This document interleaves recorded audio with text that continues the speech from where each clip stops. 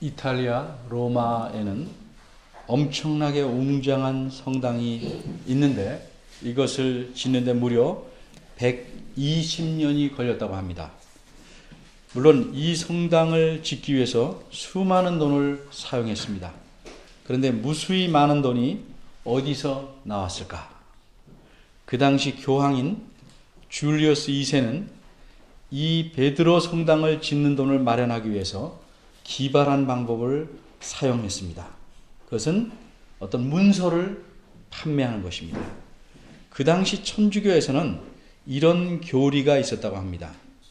오직 죄에 대해서 영원한 형벌은 하나님만이 주시는 것이지만 그 죄로 인해서 이 세상이나 혹 연옥에서 받을 영원하지 않은 벌, 즉 잠시 동안 받는 형벌은 교황이 줄여줄 수 있다. 그러기에 죄를 지은 자가 돈이나 중요한 물건을 바치면 교황이 그 형벌을 줄여주거나 면제해 줄 수 있다라는 교리가 있었다고 합니다.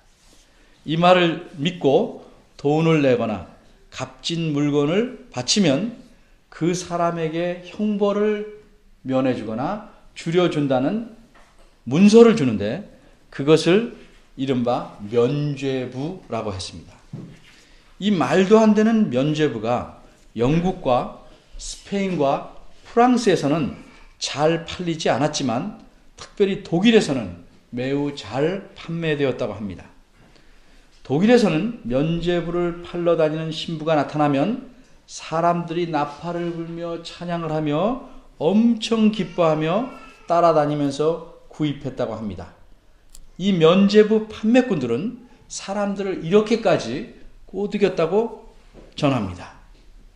죽어서 연옥에 가 있는 친척들을 위해서 돈을 내십시오. 이 모금 상자에 돈을 내면 여러분이 내시는 동전이 딸랑하고 상자 바닥에 떨어지는 순간에 연옥에 있는 여러분의 가족이나 친척이 형벌을 면하게 됩니다.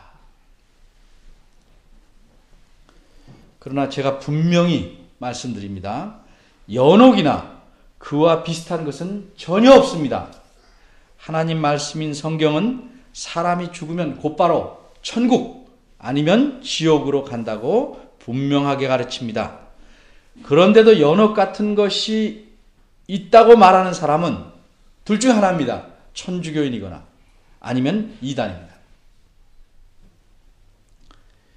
이렇게 면죄부를 파는 일들이 크게 성공해서 교황이 돈을 많이 벌고 있을 때, 그래서 자기가 계획한 건축 사업이 잘 되고 있을 때, 그래도 생각하는 사람들은 저러면 안 되는데, 저건 아닌데 하고 생각했습니다. 그러나 아무런 행동을 취하지 않았습니다. 그러던 어느 날 지금으로부터 정확히 492년 전인 1517년 10월 31일 낮 12시쯤에 어떤 젊은 목사, 그 당시 34세입니다. 이 젊은 목사가 자신의 살던 곳의 교회 문에, 그 성의 교회 문에 벽보를 붙였습니다. 직접 붙였는지 누구를 시켰는지는 알 수 없다고 합니다. 그 벽보에는 면죄부 판매가 잘못되었음을 알리는 95개의 항목이 라틴어로 적혀 있었습니다. 그가 이렇게 벽보를 붙인 것은 이런 일이 과연 성경적으로 옳은지 그렇지 않은지 공개적인 토론을 불러일으키기 위함이었습니다. 그러나 그가 기대한 이 토론의 불길은 타오르지 않았습니다. 그 대신 사람들은 그 벽보의 내용을 보고 옮겨 적었습니다. 어떤 이들은 그 내용을 자기 나라 말로 번역합니다. 그리고 그것을 인쇄해서 혹은 옮겨 적어서 곳곳으로 퍼뜨리기 시작합니다. 불과 몇 주 만에 이 벽보의 내용은 독일은 물론 유럽 전역에 날개에 돋친 듯이 퍼져나갔다고 합니다. 이로써 종교개혁이 시작되었습니다. 여러분은 왜 교회가 썩고 부패한다고 생각하십니까? 근본적인 원인은 다른 데 있는 것이 아니고 하나님 말씀을 모르기 때문입니다. 하나님 말씀을 안다고 해도 하나님을 경외함은 없고 지식이나 정보로서만 알고 있기 때문입니다. 무엇보다도 교인들이 교회가 무엇인지를 제대로 알지 못하는 것이 큰 문제 중에 하나입니다. 사람들은 교회가 이래야 한다, 저래야 한다, 말합니다. 그런데 사람들이 어떠해야 한다고 말하는 교회가 과연 하나님께서 원하시는 교회일까?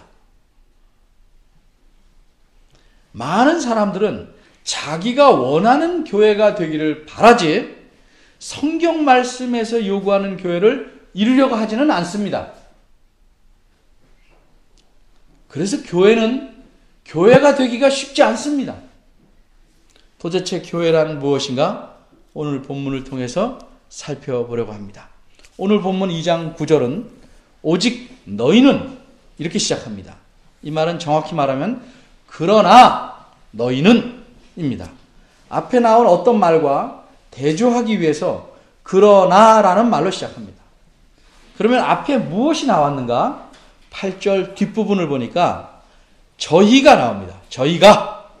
따라서 오늘 본문은 저희는 이러이러하다. 그러나 너희는 이렇게 연결되는 겁니다. 간단히 말하자면 8절 뒤에 저희는 예수 그리스도를 믿지 않는 사람들입니다. 그러면 너희는 누구입니까?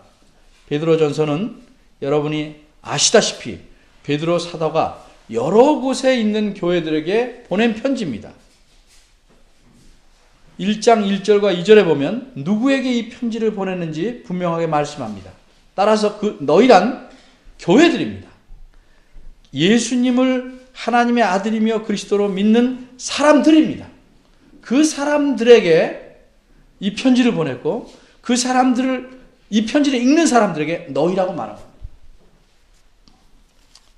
그런데 본문은 너희, 즉 이 교회에 대해서 다양하게 표현합니다. 9절입니다. 왜 이렇게 다양하게 표현할까? 표현이 다양하면 그 물건을 정확하게 아는데 크게 도움이 됩니다. 어떤 물건을 예로 들어봅니다.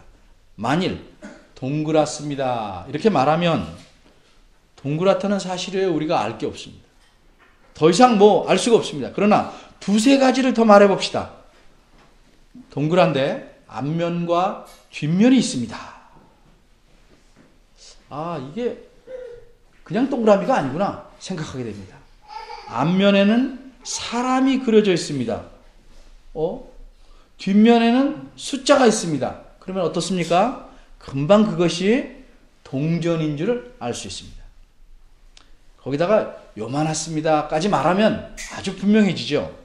이렇듯 여러 가지로 표현하면 그 대상을 쉽고 분명하게 알 수 있습니다. 이 9절에는 교회에 대해 4가지로 표현합니다. 이렇게 여러 가지 표현을 통해서 하나님께서 세우신 교회가 무엇인지 그 교회의 정체를 잘 드러내주는 것입니다. 이 4가지는 택하신 족속, 왕같은 제사장들, 거룩한 나라, 그의 소유된 백성입니다. 하나씩 생각해 보기 전에 먼저 말씀드릴 것은 이 표현들은 이 편지를 쓴 베드로 사도가 혼자 만들어내는 것이 아닙니다. 만일 그랬다면 설명을 달아야 합니다. 그런데 아무 설명이 없다는 것은 적어도 그 표현을 듣는 사람들이 그것이 무엇인지를 잘 알고 있었다는 뜻입니다. 예를 듭니다. 만일 제가 짱구, 장구, 정구, 중고 이렇게 말하면 여러분 다 알아들으실 겁니다. 각각 무슨 뜻입니까? 짱구는 머리 모양이 좀 균형이 안 맞는 사람, 장구는 오른쪽에는 말가죽을 대고 왼쪽에는 쇠가죽을 대서 만든 가운데가 쏙 들어간 손과 가느다란 채로 치는 타악기입니다. 정구는 뭐 테니스를 전부라고도 하긴 하지만 말랑말랑한 공으로 테니스처럼 치는 운동이고, 중고는 여러 가지 뜻이 있겠습니다만 쉬운 거 하나 생각하면 새 것이 아니고 사용하다가 내놓은 중고품을 가리키는 말이죠. 다 알고 있는 낱말들입니다. 그래서 이 말만 들어도 탁 알 수 있습니다. 그런데 제가 쫑고라고 하면 아시겠습니까? 모르죠. 왜 모릅니까? 알려져 있는 말이 아니라 제가 예를 들기 위해서 만들어낸 말이기 때문에 그렇습니다. 이 말은 제가 설명하지 않으면 여러분이 알 도리가 없습니다. 그런데 베드로가 말한 이 네 가지 표현에는 설명이 붙어 있습니까? 아무런 설명이 없습니다. 무슨 뜻인지 듣는 사람들이 다 알고 있기 때문에 굳이 설명을 달지 않아도 되는 것입니다. 어떻게 할까요? 이 말은 구약 성경에서 따온 표현인데다가 널리 알려져 있는 표현이기 때문입니다. 이 표현들은 모두 이스라엘 백성들에게 하나님께서 하신 말씀입니다. 첫 번째 표현인 택하신 족속은 이사야 43장 20절에 나온 말입니다. 그 뜻은 쉽게 말해서 택하신 족속, 이것은 하나님께서 선택하신 사람들, 하나님께서 선택한 백성이란 뜻입니다. 두 번째 표현은 왕 같은 제사장들인데, 이 말의 뜻에 대해서는 이런저런 의견이 있습니다만 이것은 출애굽기 19장 6절에서 따온 말이므로 원래 문맥에 맞게 이해하면 왕의 제사장들이라는 뜻입니다. 왕이신 하나님을 섬기는 제사장들이라는 뜻입니다. 하나님을 가까이서 섬기기에 하나님과 밀접한 관계에 있음을 우선적으로 의미하는 표현입니다. 셋째 표현은 거룩한 나라인데, 이것도 역시 앞의 것처럼 출애굽기 19장 6절에서 따온 표현입니다. 이 표현의 뜻은 세상의 수많은 사람들 가운데서 따로 떼어내서 하나님 자신에게 속하게 한 백성이라는 뜻입니다. 이처럼 하나님에게 속해 있기 때문에 거룩하다고 말한 것입니다. 넷째 표현은 그의 소유된 백성입니다. 풀어 말하면 이것은 하나님께서 자신의 소유로, 자신의 것으로 삼은 무리라는 뜻입니다. 어렵지 않은 내용입니다. 이 네 가지 표현을 묶어서 정리해 봅니다. 하나님께서 옛날에 한 무리의 사람과 그들의 후손을 택하여 자신에게 속하게 하셨고, 그들로 하여금 하나님 가까이서 섬기게 했습니다. 그들이 곧 아브라함과 그의 후손인 이스라엘 백성입니다. 그런데 이스라엘 백성은 그들이 하나님의 백성이 된 의미와 목적을 잃어버리고 하나님을 배신하고 반역했습니다. 이로써 그들은 스스로 하나님의 백성임을 포기해버렸습니다. 그러나 이제 하나님은 다시 새로운 사람들을 하나님의 백성으로 삼으셨습니다. 그리고 과거에 이스라엘 백성에게 하셨던 말씀을 이 새로운 사람들에게 적용해서 말씀하십니다. 그러니까 이제는 이렇게 하나님의 백성이 된 새로운 사람들이 하나님이 보시기에 이스라엘 백성입니다. 과거의 이스라엘 민족, 그 나라가 아닌 새로운 무리이기 때문에 이들이 새 이스라엘입니다. 이 사람들을 구절해서 너희라고 말한 것입니다. 교회입니다. 지금 저 팔레스타인 땅에 다른 나라 사람들을 아주 무차별하게 탄압하고 내몰면서 나라를 세운 이스라엘이 성경적으로 볼 때 새로운 이스라엘이 아니라 이 교회가 새 이스라엘입니다. 혈통적으로는 유대 민족이 아브라함의 후손이라고 말할 수 있으나 예수님께서 요한복음 8장에서 이미 지적한 바대로 성경적으로는 전혀 그렇지 않습니다. 갈라디아 3장 28절 29절에 무엇라고 말씀하는지 들어보십시오. 너희는 유대인이나 헬라인이나 종이나 자유자나 남자나 여자 없이 다 그리스도 예수 안에서 하나다. 그리고 너희가 그리스도에게 속한 자라면 곧 아브라함의 자손이요 약속대로 유업을 이을 자니라. 이렇게 말씀하셨습니다. 그래서 성경에서 아브라함 후손이라는 것은, 또 이스라엘 백성이라는 것은 민족적인 표현이 아니고 지금은 그리스도 안에 속한 자들을 가리키는 말입니다. 교회를 가리키는 말입니다. 그러면 어떻게 유대인들이 아닌 이방인들까지도, 그 과거에는 어림도 없었던 이방인까지도 이제 새 이스라엘이 될 수 있었을까? 바꿔 말하면 하나님의 백성인 교회가 될 수 있을까? 한마디로 말하면 예수 그리스도 때문입니다. 오늘 본문 앞부분인 4절에서 8절이 그래서 예수님에 대해서 말씀하고 있는 것입니다. 산돌이신 예수님에 대해서 말씀하고 있는 것입니다. 하나님께서 예수 그리스도를 통해서 그를 믿는 자들을 새 이스라엘, 즉 교회로 삼으신 것입니다. 예수 믿는 자들이 특별히 뛰어나거나 훌륭해서 교회로 삼으신 것이 아닙니다. 전적으로 그리스도 안에서, 그리스도 때문에, 그리스도를 통해서 하나님께서 행하신 일입니다. 이와 같은 사실을 10절은 이렇게 말하고 있습니다. 10절도 역시 호세아서에서 따다 말씀하는 것입니다. 너희가 전에는 하나님의 백성이 아니더니 이제는 하나님의 백성이다. 이렇게 말씀합니다. 바꿔 말하면 너희가 전에는 하나님의 긍휼을 얻지 못해서 하나님의 백성이 되지 못했지만 이제는 하나님께서 너희에게 긍휼을 베푸셔서 하나님의 백성으로 삼아주셨다. 그런 말씀입니다.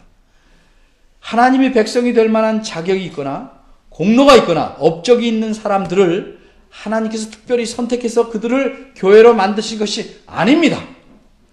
오직 예수 그리스도 안에서 그리스도를 통해서 하나님께서 자신의 긍휼을 누구에게나 값없이 나눠주신 것입니다. 하나님께서 어떤 목적으로 자격을 논하지 아니하시고 그리스도 안에서 사람들을 택하여 자신의 거룩한 백성으로 삼으시고 자신 가까이에 있게 하셨는가? 9절 하반절은 그 목적을 이렇게 말합니다. 이는 너희를 어두운 데서 불러내어 그의 기이한 놀라운 빛에 들어가게 하신 자의 아름다운 덕을 선전하게 하려 하심이라. 여기서 어두움과 빛은 비유적으로 사용한 말입니다. 하나님을 모르던 상태를 어두움이라고 말한 것입니다. 죄 때문에, 그리고 그 죄에 대한 하나님의 진노와 형벌을 받아야 하기 때문에 예수님이 믿지 않은 사람들이 처한 상황을 한마디로 어두움이라고 말했습니다. 그런데 하나님께서 그들에게 긍휼을 베푸셔서 놀라운 빛에 들어가게 하신 겁니다. 죄를 사함받고 하나님 백성이 되는 이 놀라운 빛의 나라로 데려오신 것입니다. 이런 긍휼의 은혜를 베풀어 주신 하나님을 찬양하게 하려고 흑암의 권세 아래 있던 자들을 건져내서 하나님의 백성, 즉 교회로 삼으신 것입니다. 9절 하반절에서 아름다운 덕이란 말은 풀어 말하자면 하나님께서 행하신 놀라운 일들을 뜻하는 말입니다. 하나님께서 구약 성경에 있는 대로 또 신약에서 나타난 대로 보이신 능력과 구원의 놀라운 일들, 성경에 기록된 그 많은 위대한 일들을 가리키는 겁니다.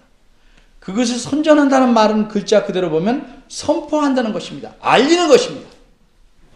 이 말에 담긴 의미가 정확히 무엇인지 알려면 아까 인용해온 구절인 이사야 43장 20절 다음 구절인 21절을 보면 도움이 됩니다.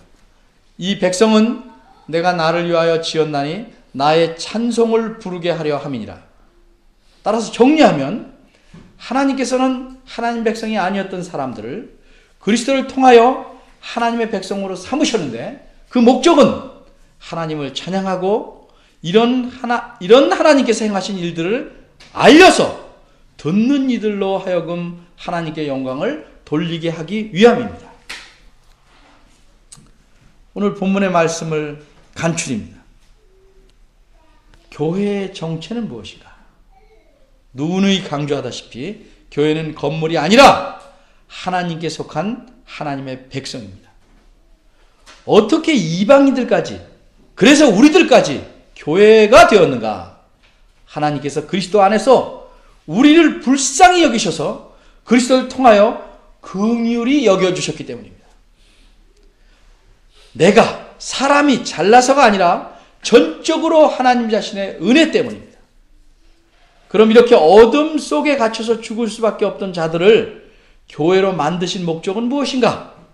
하나님 자신과 하나님께서 행하신 일들을 찬양하게 하고 널리 전하게 하기 위함입니다. 그래서 교회는 하나님을 찬양하고 하나님께 영광 돌리는 예배를 가장 중요하게 여깁니다.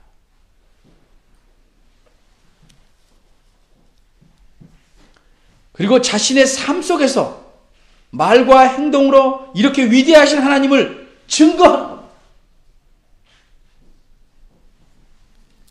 이 일은 거룩한 백성으로 살지 않으면 불가능한 것입니다. 그런데 교회가 교회로서 자신의 정체에 맞지 않게 행동하기 시작하면 부패합니다.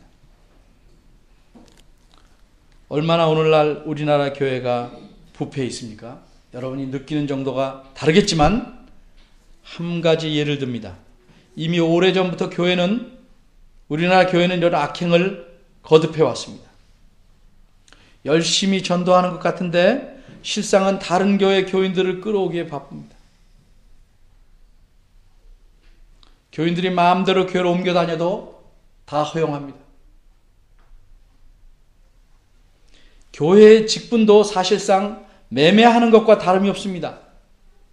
임명을 하든지 선출을 하든지 방법의 문제는 둘째고 그렇게 하려는 생각이 무엇이 있느냐 이걸 잘 봐야 합니다. 하나님 말씀이 제시하는 기준에서 부족한 정도가 아니라 전혀 다른 사람들도 교회에 재정적인 도움이 될 만한 사람이라면 직분자로 임명합니다.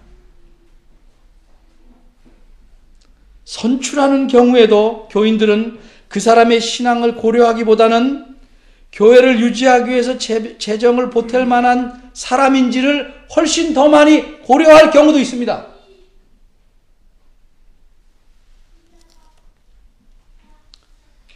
심지어 직분을 맡게 되면 헌금이라는 명목으로 수백 내지는 수천만 원을 기부해야 합니다. 그럴듯한 이유를 갖다 붙이지만 그것은 하나님의 교회의 본질과 정체성에 전혀 맞지 않는 일입니다. 없어져야만 하는 일입니다.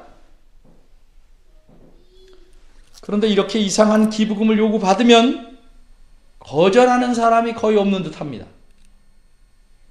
결국 교회의 직분을 팔고 사는 것입니다.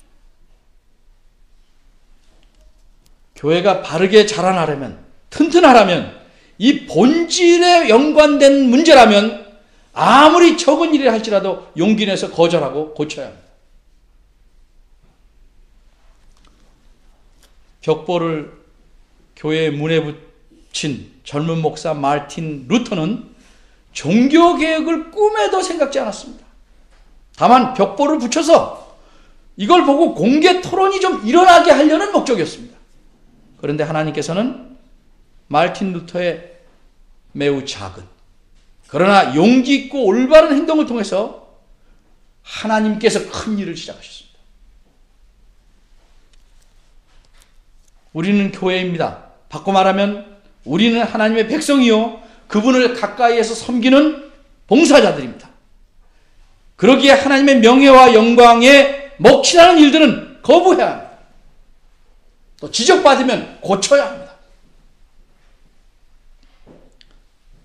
내가 원하는 교회를 만들려는 게 아니고 하나님께서 요구하시는 교회를 이루어가야 합니다. 그것이 교회가 썩지 않는 일이요 교회가 바르게 자라는 일입니다. 오래된 예화입니다. 오래전에 한번 말씀드렸지만 유익할 것 같아 또 시간도 오래돼서 다시 말씀드리려고 합니다. 어떤 교인이 다니던 교회가 싫어졌습니다. 이 사람도 마음에 안 들고 저 사람도 마음에 안 들고 꼴보기 싫은 사람들이 많아집니다. 그러니까 꼴보기 싫은 일들이 하나둘이 아닙니다. 그래서 그 교회를 떠나서 다른 교회로 옮겨가려고 합니다. 그런데 말없이 떠날 수가 차마 없어서 목사님을 찾아와서 교회를 떠나겠다고 말씀드립니다. 목사님, 죄송한데요. 여기서 신앙생활을 더 잘하기에 힘들어서 다른 교회로 가려고 합니다. 목사님이 묻습니다. 그래, 어느 교회로 가시려고 합니까? 저기에 있는 정말 아름다운 교회, 교회다운 온전한 교회로 가려고 합니다. 그러자 목사님이 묻습니다. 아무개 성도님, 떠나시려는 것을 굳이 말리진 않겠습니다만, 그러나 목사로서 마지막 충고 하나를 드리려고 하는데 받아주시겠습니까? 사실 성도라고 표현했지만 그 직분자가 이렇게 말합니다. 말씀해 주십시오. 명심하겠습니다. 그러자 목사님이 말씀합니다. 집사님이 말씀한 그 교회로는 절대로 가지 않았으면 좋겠습니다. 아니, 왜요? 그 교회에 제가 모르는 큰 문제가 있나요? 그렇지 않습니다. 집사님이 그 교회에 가면 그 온전한 교회의 온전함이 깨어질까 봐 그렇습니다.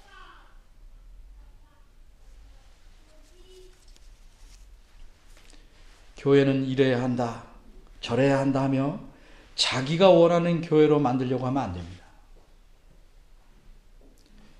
교회는 하나님의 것입니다. 교회는 사람입니다. 내가 먼저, 우리가 먼저 하나님께서 원하시는 사람으로 바뀌는 것이 교회가 개선되는 겁니다.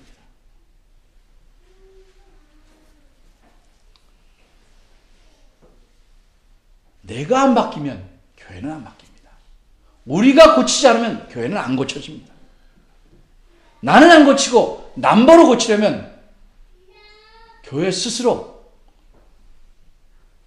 안 자라나겠다는 겁니다. 교회는 하나님 백성인 우리 자신들입니다. 나 빼놓고 나머지 사람들이 교회가 아니고 내가 포함된 우리가 교회입니다. 교회는 하나님의 긍휼을 받아서 모인 사람입니다.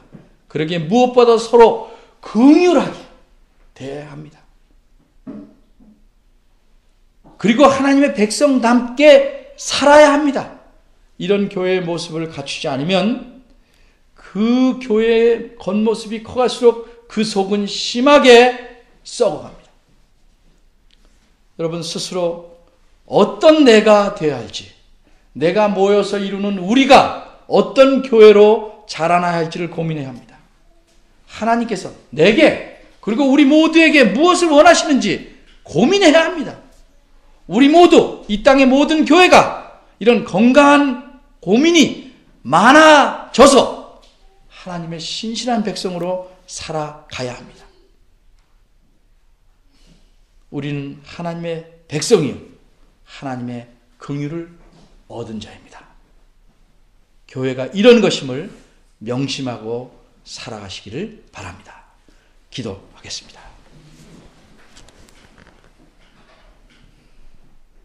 하나님 아버지, 이 땅에 교회를 왜 세우시려고 하는지, 세우신 목적이 무엇인지 주의 말씀을 통해서 잠시 생각해 보았습니다.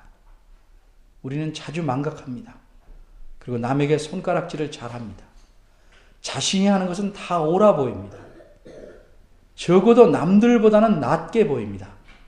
이런 굴절된 시각을 고치게 하시고 하나님 말씀에 맞게 내가 처신하고 행동하는지 말하는지 살펴보게 하시옵소서. 하나님께서 교회를 세운 목적을 우리가 바르게 이해해서 하나님이 원하시는 교회로 커갈 수 있도록 저희들을 도와주시고 긍휼을 더하여 주시옵소서. 서로에 대해서 참 긍휼한 마음을 품게 하시고 내 기준을 남에게 강요하거나 누르지 않게 하시고 우리 서로가 권면하여 하나님 말씀에 맞게 살 수 있도록 도와주는 교회들이 많아지게 큰 은혜를 베풀어 주시기를 바랍니다. 예수님의 이름으로 기도합니다. 아멘.